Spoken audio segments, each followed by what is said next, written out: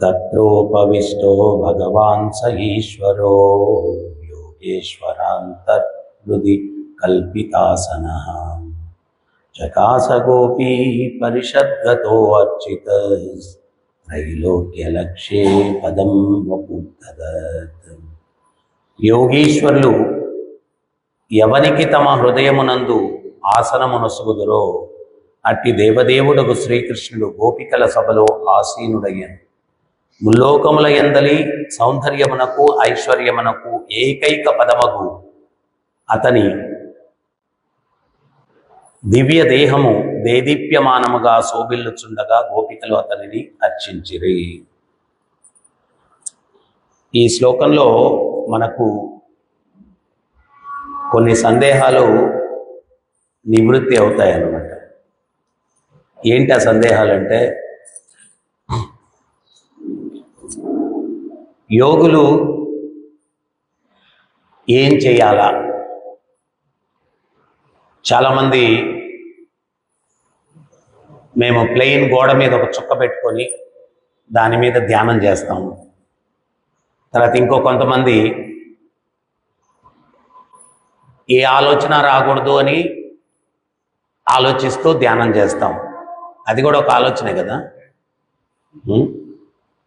కానీ ఇక్కడ గోపికలు ఇక్కడ ఈ శ్లోకంలో యోగీశ్వరుల యొక్క హృదయంలో ఎవరికి సింహాసనం వేసి కూర్చుండబెట్టుకుంటారు, ఎవరిని కూర్చుండబెట్టుకుంటారంటే కృష్ణుని కూర్చుండబెట్టుకుంటారు అనేది క్లియర్ ఇక్కడ. అంటే యోగి ఎవరి మీద ధ్యానం చేయాలా అంటే ఆ దేవదేవుడైనటువంటి కృష్ణుడు, ఆ యోగీశ్వరుడైనటువంటి కృష్ణుడు ఆయన మీద ధ్యానం చేయాలా. ఇటువంటి శ్లోకం ద్వారా సందేహాలు తావులేదు. యోగి ఎవరి మీద ధ్యానం చేయాలా ఏంటి? సో అందువల్ల అటువంటి యోగీశ్వరుడు తర్వాత ఆయన్ని మించినటువంటి పరమపదం ఇంకోటి లేదనమాట. ఈ గోపికల యొక్క ప్రేమపూర్వకమైనటువంటి భక్తి భావనకి వాళ్ళ యొక్క సాంగత్యములో కృష్ణుడు అక్కడ ఉపస్థితమై ఉన్నాడు. ఆ గోపికలు ఆ భగవంతుణ్ణి అర్చిస్తూ ఉన్నారు.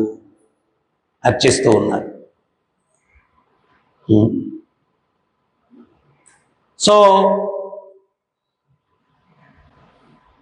ఇంకొక ముఖ్యమైనటువంటి విషయం, భగవంతుడిని మనం ఎట్లా ఆకర్షించగలం అంటే పవిత్రమైనటువంటి భక్తి భావనతోటి ఆయన్ని మనం ఆకర్షించగలం. అందుకనే భక్తి రసామృతంలో ఒక విషయం చెప్పడం జరిగింది. కృష్ణ అంటే సర్వాకర్షణీయుడు, కానీ పవిత్ర భక్తి అన్నటువంటిది ఆ కృష్ణుని కూడా ఆకర్షిస్తుంది.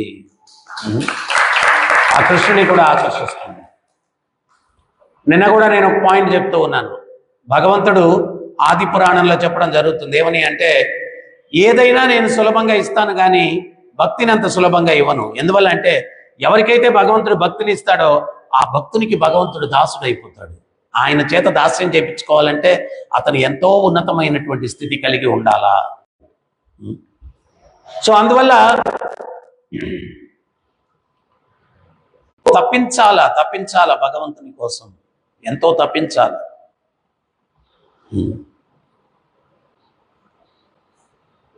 చరిత్రలో ఆచార్యులందరూ కూడా వాళ్ళు ఎంతెంతో తీవ్రమైనటువంటి తపస్సులు చేసి ఆ పవిత్రతను చేకూర్చుకొని ఆ భగవంతుణ్ణి పొందగలిగారనమాట.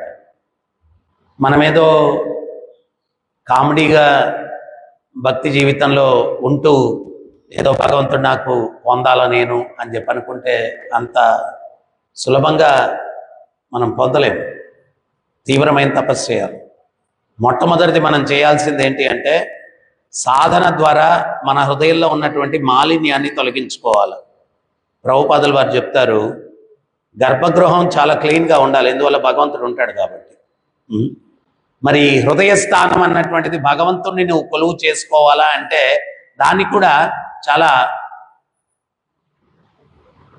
శుద్ధి చేసుకోవాలి. ఏమైంది? అట్లయితే అది బ్యాటరీ లేదు, మనం తీసేయండి. దాన్ని తీసేయండి. వస్తుందా?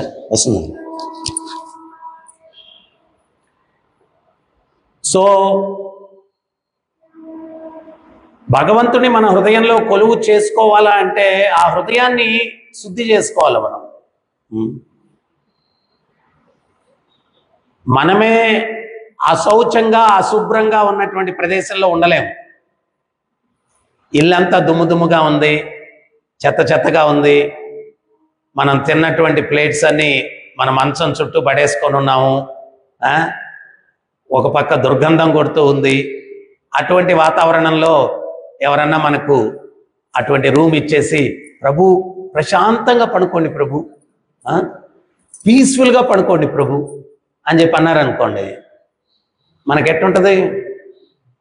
సేమ్ సిచ్యుయేషను మన హృదయంలో కామ క్రోధ మోహ లోభ మద మాత్సర్యములు అనేటువంటి మాలిన్యాన్ని టన్నులుగా పెట్టుకొని, కృష్ణ నీకోసమే ఈ హృదయం, వచ్చి నాయన వచ్చి ఉండు, విరాజమానమవు, ఉపస్థితమైపో.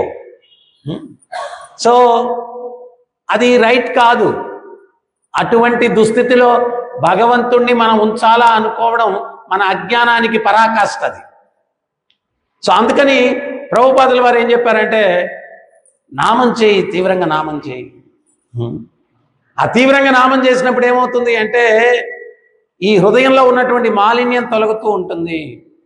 కృష్ణుడి యొక్క తత్వాన్ని మనం శ్రవణం చేసినప్పుడు ఏమవుతుంది అంటే, ఆ కృష్ణుడు ఆ తత్వం రూపంలో, ఆయన లీలల రూపంలో మన కర్ణములో ప్రవేశించి మన హృదయంలో తిష్టవేసి దోనోతి అంటే ఆ హృదయంలో ఉన్నటువంటి మాలిన్యాన్ని ఆయన శుద్ధి చేస్తాడు. ఆ శుద్ధి అన్నటువంటిది జరగకుండా మనం భగవంతుని హృదయంలో ఉండవయ్యా స్వామి అని చెప్పంటే అది మాత్రం కరెక్ట్ కాదు. అది కరెక్ట్ కాదు. సో ఈ గోపికలు ఇంకోటి కూడా అక్కడ పాయింట్ ఏంటి అంటే, వాళ్ళు పరమ పవిత్రమైనటువంటి భక్తితో భగవంతుడిని అక్కడ ఉంచుకోగలిగారు. పరమ పవిత్రమైనటువంటి. సో అందుకని మనం ఏంటి అంటే, ఆ యొక్క భగవంతుణ్ణి మనతో ఉంచుకోవాలంటే దానికి ఉండాల్సినటువంటి అర్హత ఏంటి అంటే, మన హృదయం పవిత్రంగా ఉండాలా. అప్పుడే భగవంతుడు ఉంటాడని. మనం ఇక్కడ ఈరోజు గీతా జయంతి, భగవద్భక్తుడు అన్నటువంటి వాడు ఏంటి అంటే, మనసా వాచ కర్మణ నేను చేసే ప్రతి ప్రక్రియ కూడా భగవంతుడిని సంతృప్తి పరచగలదా లేదా అనేటువంటి ఆలోచనతో జీవించేటువంటి వాడు భగవద్భక్తుడు అవుతాడు. భక్తి, డివోషన్, ఆ భక్తి అన్నటువంటిది భగవంతునికి చేసేటువంటి కైంకర్యం. అది ఆయన తృప్తి కోసం చేసేటువంటి కైంకర్యం భక్తి అనేటువంటి. ఇక్కడ ఈ భగవద్గీతను అర్జునునికి బోధించినటువంటి సందర్భంలో ఇదే సంఘటన జరుగుతుంది. అర్జునుడు, స్వామి రథం కొంచెం దగ్గర తీసుకెళ్ళండి, కౌరవుల యొక్క సైన్యం దగ్గరికి తీసుకెళ్తే అక్కడ ఆయనకి ద్రోణాచార్యుడు, భీష్మ పితామహుడు కనిపించారు. కనిపించేసరికి ఇక్కడ ఒకటేంటి అంటే, నీ కర్తవ్యము నీ బాంధవ్యము రెండు ఉన్నాయి అక్కడ. కర్తవ్యంలో బాంధవ్యాన్ని మిక్స్ చేయకూడదు, బాంధవ్యంలో కర్తవ్యాన్ని మిక్స్ చేయకూడదు. రెండు సపరేట్గా డీల్ చేయాలి. ఈయన కర్తవ్యం దగ్గరికి వచ్చి బాంధవ్యాన్ని గుర్తు తెచ్చుకుంటున్నాడు. అరే మా తాతగారు, ఆయనతో నేను ఎట్లా యుద్ధం చేస్తాను? ఆయన దగ్గరికి వెళ్ళి, తాతగారు నన్ను చాలా చక్కగా పెంచారు, మీరు చక్కగా లాలించారు, చక్కగా పాలించారు అని చెప్పి నేను ఆయనతో ఏదో ఇంటరాక్షన్ ఉండాలి. కానీ ఆయనతో ఏంటి నేను యుద్ధం చేయడం? ఆ ఇంటరాక్షన్ కావాలంటే ఇంట్లో చూసుకోను, ఆయన రణరంగంలో కాదు. ఆ ఇంటరాక్షన్ కావాలంటే ఇంట్లో చూసుకో. ఇప్పుడు మీరు డిసైడ్ అయిపోయారు మేము శత్రువులము ఒకరికొకరు అని చెప్పి. తర్వాత ధర్మం కోసం నువ్వు యుద్ధం చేయడానికి సంకల్పం చేసుకున్నావు, వచ్చావు. ధర్మాన్ని కాపాడడం కోసం నువ్వు నీ కర్తవ్యాన్ని నువ్వు నిర్వర్తించాలా. ద్రోణాచార్యుని చూశాడు, నేను ఈరోజు ఈ సైన్యాన్నంతా కూడా ఒంటి చేత్తో మట్టు పెట్టగలను అంటే నా గురువైనటువంటి ద్రోణాచార్యుడు ఇచ్చినటువంటి కృప వల్ల కదా ఇంత స్థాయికి నేను ఎదిగాను. అటువంటిది నేను కృతజ్ఞత చెప్పుకోవాల్సింది పోనిచ్చి ఆయనతో యుద్ధం చేయడం ఏంటి?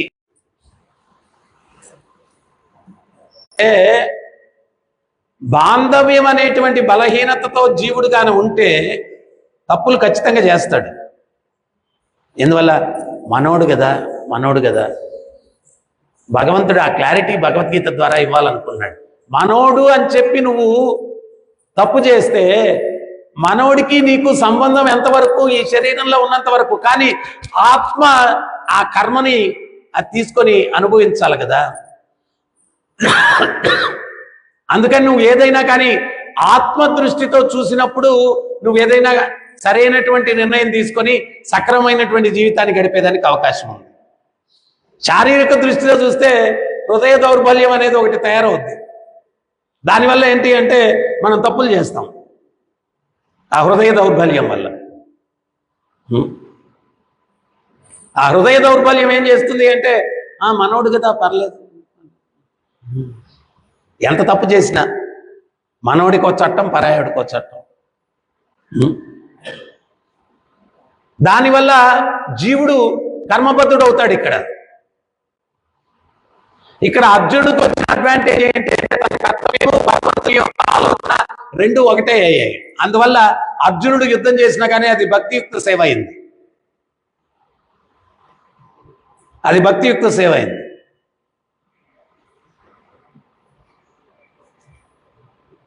మనం కూర్చొని కర్తాలు తీసుకొని భజన చేస్తే ఎట్టాగో అర్జునుడు గాంధీవం తీసుకొని బాణాలు వదిలిపెడితే అట్టాగైపోయింది. రెండు ఒకటే. భగవంతుని కోసం చేస్తున్నాడు ఆయన, అది కూడా భజన కోసం చేస్తున్నాడు. సో ఇక్కడ భగవద్గీత అంతా కూడా ఏంటి అంటే నువ్వు ఆత్మస్వరూపుడివి, నువ్వు ఆత్మ దృష్టితో ప్రతిదాన్ని కూడా చూడాలా. ఈ ప్రాపంచిక దృష్టితో నువ్వు చూస్తే తప్పులు చేసేదానికి అవకాశం ఉంటుంది.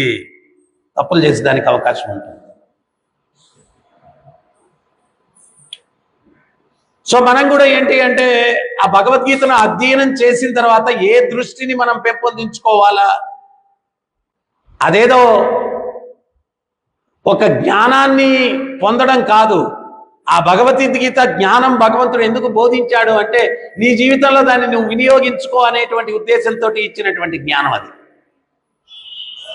చాలా మంది ఉంటారు, వాళ్ళు ఏంటి అంటే భగవద్గీత మొదటి నుంచి చివరి వరకు శ్లోకాలు కంఠోపాఠంగా చెప్పేస్తారు, మళ్ళీ రివర్స్లో కూడా వస్తారు. 700 శ్లోకం నుంచి మళ్ళీ వెనక్కి చెప్పుకుంటా వస్తారు. ఉన్నారు కర్ణాటకలో అట్లా కొన్ని దగ్గరలో అట్లాంటి ప్రావీణ్యం కలిగిన వాళ్ళు ఉన్నారు. కానీ ఆయన ఒక చేత్తో భగవద్గీత ఉంటుంది, ఇంకో చేత్తో ధూమపానం ఉంటుంది. రీసెర్చ్ చేస్తున్నాడు, PhD. అదెట్ట కాలిపోతుందో ఈయన జీవితం కూడా కాలిపోతుంది. ఆయన అర్థం చేసుకుంది ఏంటంటే నేను దాని మీద ఏదో ప్రావీణ్యం సంపాదించాలా, దాని మీద చేయాలి. భగవద్గీతను నువ్వు ఎట్లా అధ్యయనం చేయాలా అంటే భక్తితో అధ్యయనం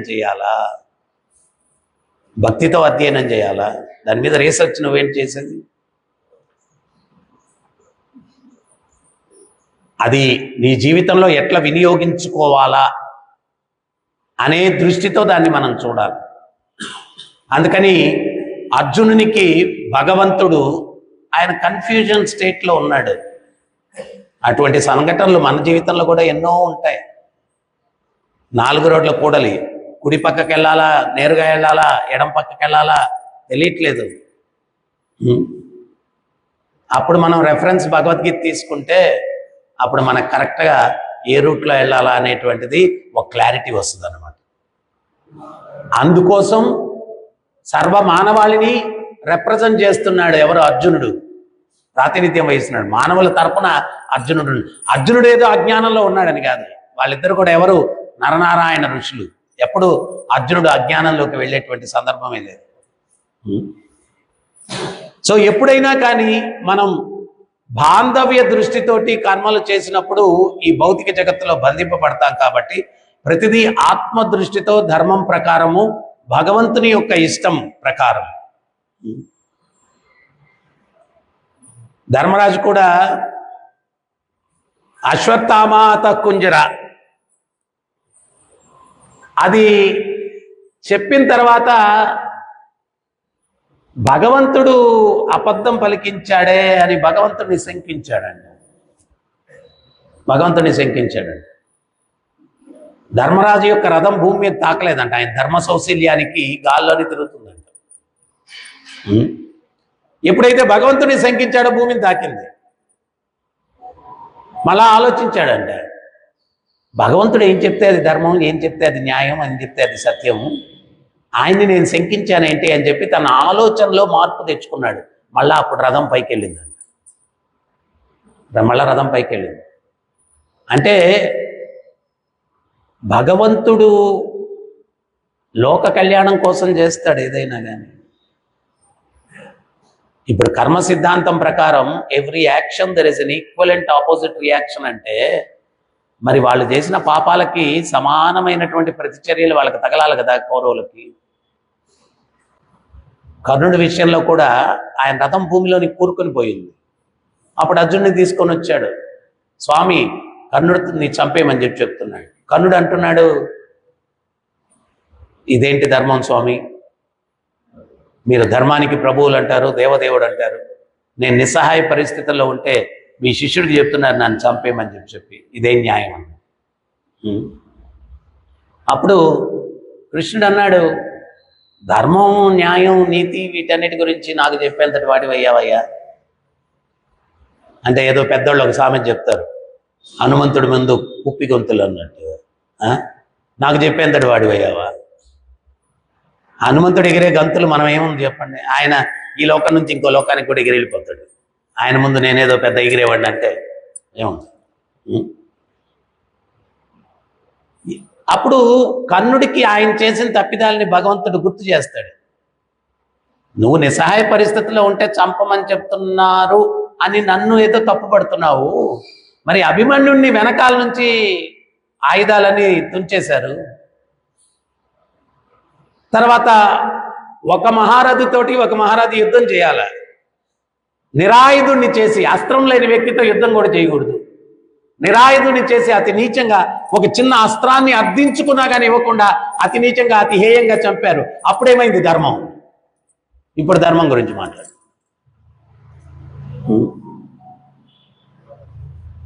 ద్రౌపదిని నిండు సభలో బట్టలు వలిచి దుర్యోధనుని తొడల మీద కూర్చోబెట్టుకోమని ఆలోచన కల్పించింది నువ్వు. అప్పుడేమైంది? ఒక స్త్రీని అటు చేయొచ్చా? మహాభారతం చెప్తుంది, శాస్త్రాలు చెప్తాయి, ఎవరైనా స్త్రీని కంట తడి పెట్టిస్తే అనర్థం జరుగుతుంది. అక్కడ లంక ఎందుకు నాశనం అయిపోయింది? సీతమ్మ తల్లి యొక్క కంటి తడి వల్ల. కౌరవులు ఎందుకు నాశనం అయిపోయారు? ద్రౌపది యొక్క కంటి తడి పెట్టించారు, కంట తడి పెట్టించారు. సో వీటన్నిటి వల్ల సర్వస్వం కోల్పోయారు వాళ్ళు. మరి నువ్వేం చేశావు? అప్పుడు నీతి, ధర్మం ఇవన్నీ కూడా నీకేం అనిపించలేదా? ఇప్పుడు నీ దాకా వచ్చేసరికి నీ ధర్మం, నీతి ఇవన్నీ చెప్తున్నావు. అర్జున ఆలస్యం చేయకుండా చంపేస్తున్నాను, ఫినిష్.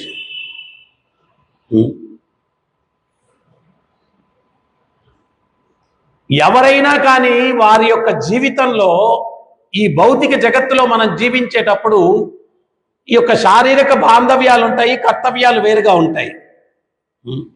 కర్తవ్యం అనేది వచ్చినప్పుడు మనం ఏంటి అంటే ధర్మానికి కట్టుబడి ఉండాలా. అప్పుడే జీవుడు కర్మని పెంపొందించుకోకుండా తన యొక్క జీవితాన్ని జీవించేదానికి అవకాశం ఉంటుంది. దాన్నే ఆర్ట్ ఆఫ్ లివింగ్ అంటారు. నువ్వు జీవిస్తున్నా భగవంతుడు చూపించిన ధర్మ మార్గంలో నువ్వు నడుచుకుంటే కర్మ నిన్ను అంటుకోదు. ప్రభుపాదులు వారు ఎగ్జాంపుల్ ఇస్తారు. జైల్లో ఇద్దరు ఉంటారు, ప్రభుత్వ ప్రతినిధులు ఉంటారు, ఖైదీలు ఉంటారు. ఇద్దరు జైల్లో ఉన్న ప్రభుత్వ ప్రతినిధులు జైలు సూపరింటెండెంట్కి వాళ్ళకి శిక్ష లేదు. ఎందువల్లంటే ప్రభుత్వాన్ని ప్రాతినిధ్యం వహిస్తూ ఉన్నారు. భగవద్భక్తుడు కూడా భగవంతుణ్ణి ప్రాతినిధ్యం వహించి జీవితాన్ని గడుపుతాడు. కాబట్టి ఈ భౌతిక జగత్తులో ఉన్నా కానీ అతనికి శిక్ష లేదు. ఈ భౌతిక జగత్తులో ఉన్నా కానీ శిక్ష లేదు, తర్వాత కర్మ లేదు. ఎందువల్ల ప్రతిదీ కూడా ఆచితూచి తత్వాన్ని తెలుసుకొని అతను ఇది భగవంతుని ప్రీతి కలిగించేదా కాదా. నేను ఎన్నోసార్లు చెప్పాను, హనుమంతుడు వారు లంకలో ప్రవేశించేటప్పుడు కుడిపాదం పెట్టబోయాడంట. మొదట మళ్ళా వెనక్కి తీసేసుకున్నాడు. కుడి పాదం పెడితే శత్రువుకి విజయం అవుతుంది, ఎడం పాదం పెట్టాలని చెప్పి కుడి పాదం వెనక్కి తీసుకుని ఎడం పాదం లోపల పెట్టాడు. అంటే అడుగు తీసి అడుగు పెట్టే సమయంలో కూడా ఇది భగవంతుని ప్రీత్యర్థమా కాదా ఆలోచిస్తున్నాడు. ఎందుకు జరిగిందయ్యా అది? నువ్వు కూడా అడుగు తీసి అడుగు పెట్టేటప్పుడు ఆలోచించేది కృష్ణుడిని ప్లీజ్ చేస్తుందా లేదా ఈ ప్రక్రియ. ప్రభుపాదులు వారు ఎన్నో సందర్భాల్లో చెప్పారు, లవములో కూడా, అంటే క్షణంలో 11వ భాగం లవన్లో కూడా మాయా కృష్ణుడా రెండు వస్తూ ఉంటాయి జీవితంలో. మనం చూస్ చేసుకోవాలి ఏది అని. ఎన్నిసార్లు మనం మాయను కాదని కృష్ణుడు కావాలనుకున్నప్పుడు మనం మార్కులు పడుతూ ఉంటాయి భక్తిలో ఎదగడానికి. అట కాకుండా కృష్ణుణ్ణి మళ్ళా చూసుకుంటానులే, మాయ మిస్ అయితే మళ్ళా దొరుకుద్దో లేదో అనుకున్నాం అనుకోండి, అది భక్తిపరంగా మైనస్. అది భక్తిపరంగా మైనస్. అందుకని మనం ఏంటి అంటే ఇక్కడ హోల్ భగవద్గీత యొక్క సారాంశం చివరికి భగవంతుడు వచ్చి అదే చెప్తాడు, సర్వధర్మాన్ పరిత్యజ్య మామేకం శరణం వ్రజ అహం తాం సర్వపాపేభ్యో మోక్షయిష్యామి మా శుచః. అన్ని ధర్మాలు వదిలిపెట్టి మామేకం నాకే సంపూర్ణ శరణాగతి పొందు.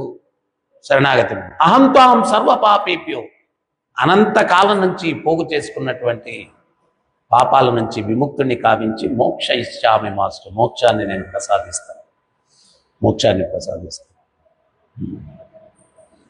ఇక్కడ మళ్ళా మనం ఒకటి తప్పుగా అర్థం చేసుకుంటాం. ఏంటి అంటే మనం డే 1 భక్తిలోకి వచ్చిన దగ్గర నుంచి జస్ట్ ఈ తిలకం పెట్టుకొని వేషం వేసుకున్నంత మాత్రాన ఇంకా నాకేం కష్టాలు ఉండకూడదు అనుకుంటాం.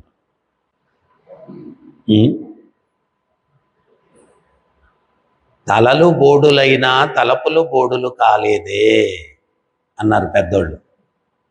ఇదేముంది, రూపాయి బ్లేడు కొట్టేయచ్చు, సింపుల్.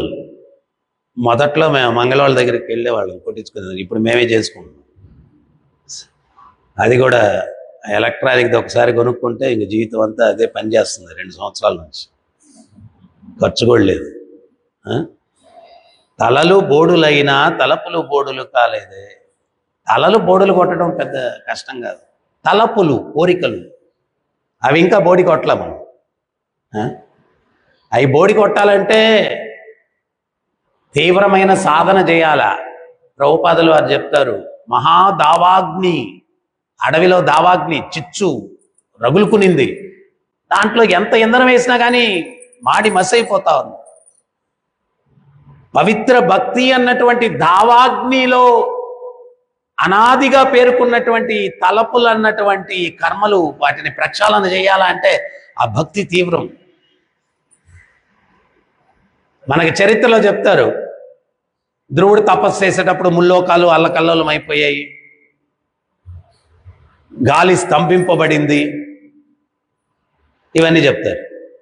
అంటే అక్కడేదో గాలి ఆగిపోయింది, ఎవరికి పీల్చడానికి గాలి లేదు, అదని కాదు. ఆ ఇంటెన్సిటీ, అతను చేసేటువంటి సాధన యొక్క తీవ్రతను వర్ణించడం కోసం చెప్తున్నారు ఇదంతా కూడా. అంత తీవ్రంగా చేస్తున్నాడు భక్తి.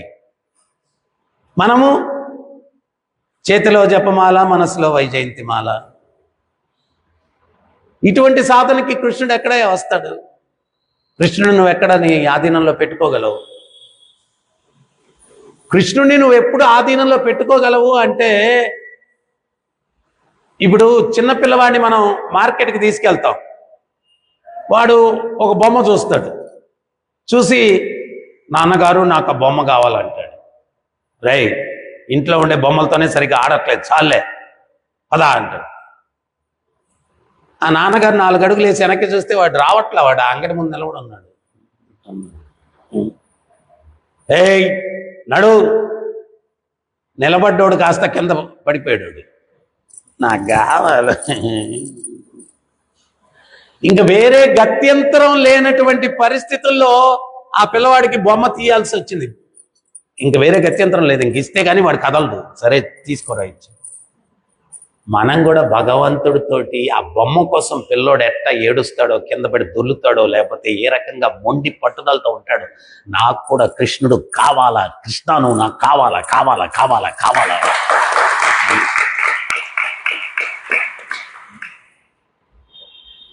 ఎంత ఆ పిల్లవాడు మొండి పట్టుదలకి తండ్రి ఎట్లా సరెండర్ అయిపోయాడో, సేమ్ ఇంటెన్సిటీ తోటి మనం భగవంతుడిని వేడుకోవాలి. నువ్వు నాకు కావాలి, నువ్వు నాకు కావాలి, నాకు కావాలి, నాకు కావాలి, నాకు కావాలి. అప్పుడు ఇంకా కృష్ణుడు తప్పించుకునేదానికి ఛాన్స్ లేదు. ఓకే, నీ వశం అయిపోతుంది. అంటే సాధన అనేది అక్కడ ఉండాలి, అంత తీవ్రంగా ఉండాలి, అంత తీవ్రంగా ఉండాలి. ఎప్పుడైతే ఎందువల్ల అంత తీవ్రంగా మనం సాధన చేయాలా అంటే, భగవంతుడు ఒక మాట చెప్పాడు, నా లోకానికి ఎవడైతే వస్తాడో మళ్ళీ తిరిగి వెళ్ళడోడు అని చెప్పాడు. మనకు ఎక్కడన్నా కొంచెం మళ్ళా భౌతిక బలహీనతలు ఉన్నాయనుకోండి, ఆయన మాట సత్యం కాదు. ఎందువల్లంటే అక్కడ పోయిన తర్వాత మళ్ళీ వచ్చేస్తాం. అందుకని 100% ప్రభుపాదుల వారు ఒక లెక్చర్లో చెప్తారు, భౌతికమైన ఎగ్జామ్స్లో 35 మార్కులు వస్తే పాస్ అయిపోతాను, కానీ ఆధ్యాత్మికమైనటువంటి పరీక్షలో 100% ఆయన ఇంకో ఉదాహరణ కూడా ఇస్తారు ప్రభుపాదుల వారు.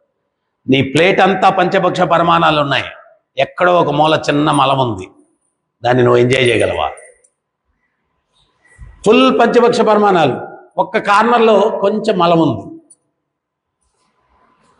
ఎంజాయ్ వద్దండి. సో అట్లాగా 99% నువ్వు భక్తిలో పరిపక్వతను సాధించిన ఆ 1% దానికి కూడా ప్రయత్నం చేయాలి, దానికి కూడా ప్రయత్నం చేయాలి.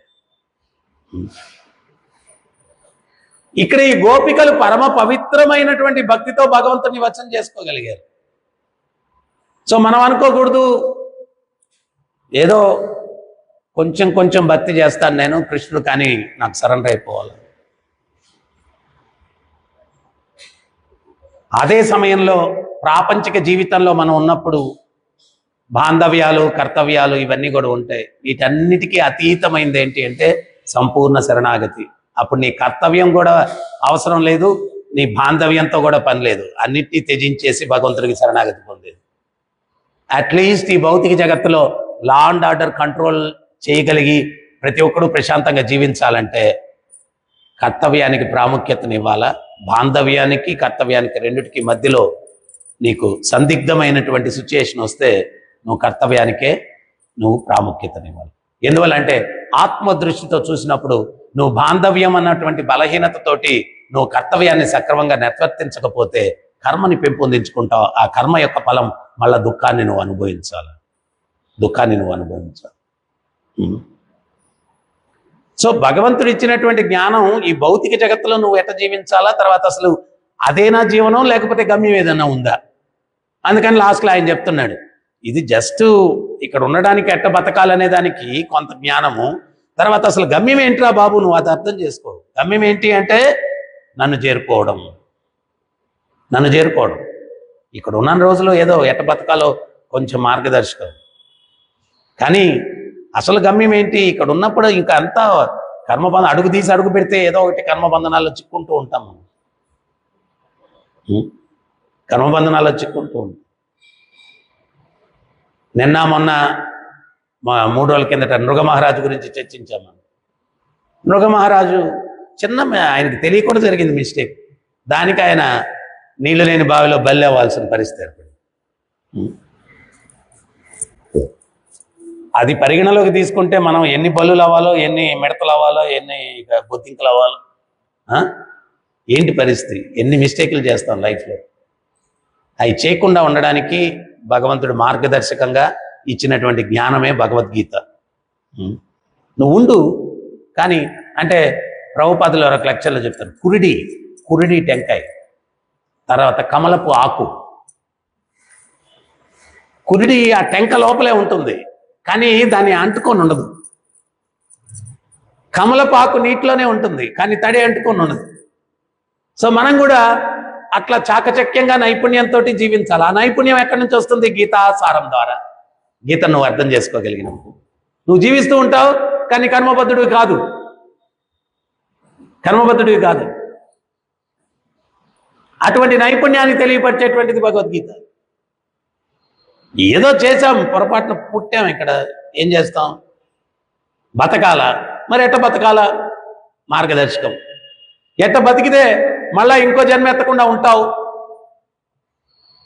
అనేది మార్గదర్శకం.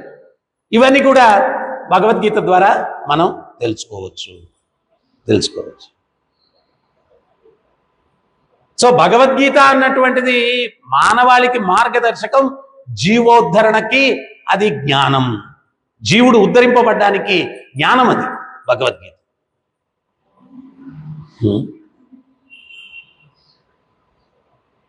సో ఇక్కడ యోగుల హృదయాల్లో భగవంతుడు తిష్ట వేసి ఉంటాడు. అటువంటి కృష్ణుణ్ణి ఈ గోపికలు వాళ్ళతో ఉంచుకోగలిగారు అంటే అక్కడ మనం రెండు విషయాలు అర్థం చేసుకోవాలా. యోగుల హృదయాల్లో భగవంతుడు తిష్ట వేసి ఉంటాడు. యోగులు ఎవరి మీద ధ్యానం చేస్తుంటారంటే కృష్ణుని మీద ధ్యానం చేస్తుంటారు. ఏదో గోడ మీద చుక్క పెట్టి చుక్క మీద ధ్యానం, లేకపోతే ఏ ఆలోచన రాకూడదు అనే దాని మీద ధ్యానం, ఇవన్నీ కాదు. శ్వాస మీద ధ్యానం, ఇవన్నీ కూడా ఒక లెవెల్లో. కానీ అసలు ఎవరి మీద ధ్యానం అంటే ఆ పరమాత్మ, ఆ దేవదేవుడు, ఆ కృష్ణుని మీద ధ్యానంలో యోగుడు ఉండాల. మరి హృదయంలో తిష్ట వేసుకోవాలా అంటే హృదయాన్ని ఎట్ట పెట్టుకోవాలా? కల్ముష రాహిత్యంగా, కల్ముషం లేకుండా మనం హృదయాన్ని ఉంచుకోవాలి. మరి కల్ముషం లేకుండా హృదయం ఉండాలా అంటే సాధన తీవ్రంగా చేయాలి.